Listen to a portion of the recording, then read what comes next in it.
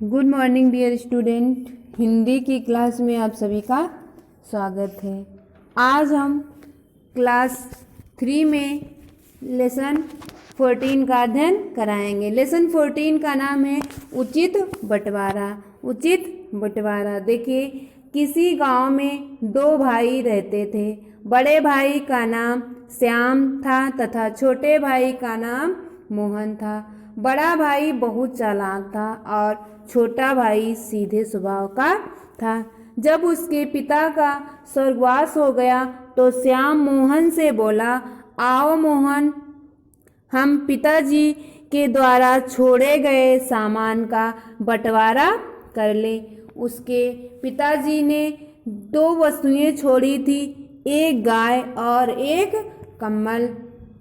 श्याम ने कहा, देखो मोहन, इन दोनों चीजों का बंटवारा इस प्रकार करेंगे, गाय का अगला भाग तेरा और पिछला भाग मेरा। कम्बल दिन भर तुम अपने पास रखना तथा रात को मैं रख लूँगा, ठीक है ना? मोहन ने श्याम की हाँ में हाँ मिला दी। उसे अपने बड़े भाई की चालाकी समझ में नहीं आई। दिन निकलते ही मोहन गाय के चारा पानी में जुट गया, क्योंकि अगला भाग उसका था। थकान होने पर उसने गाय का दूध निकालना चाहा, तभी श्याम आ गया और बोला, तू तो बहुत बेईमान है। जब गाय का पिछला हिस्सा मेरा है तो तू इसका दूध क्यों निकाल रहा है? बेचारा मोहन भूखा ही सो गया। इसी प्रकार दिन में जब बहुत गर्मी होती तो कम्बल मोहन के पास होता। रात में जब ठंड होती तो श्याम कम्बल ओढ़कर आराम से सो जाता तथा बेचारा मोहन पूरी रात ठंड से कांपता रहता।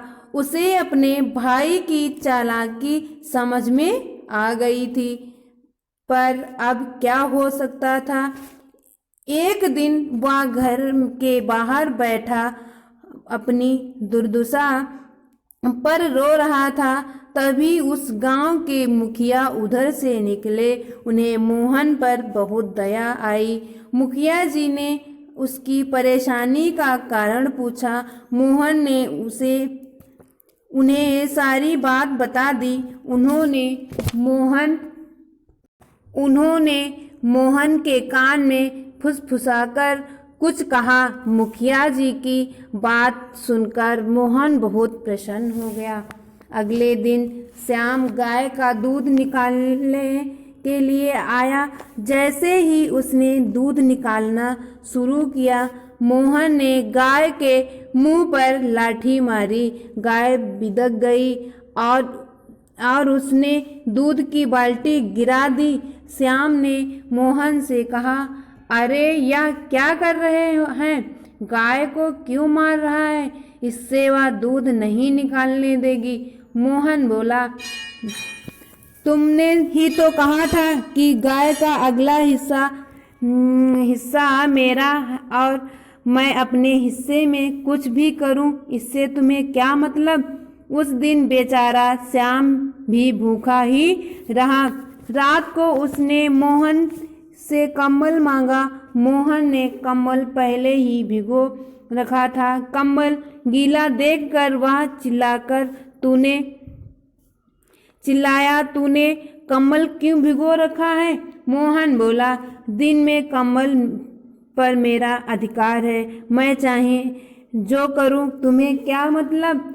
श्याम समझ गया कि अब मोहन को मूर्ख नहीं बनाया जा सकता, अतः उसने फिर सही बंटवारा किया।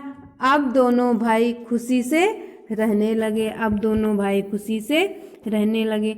आज की क्लास में इतना ही। Thank you class.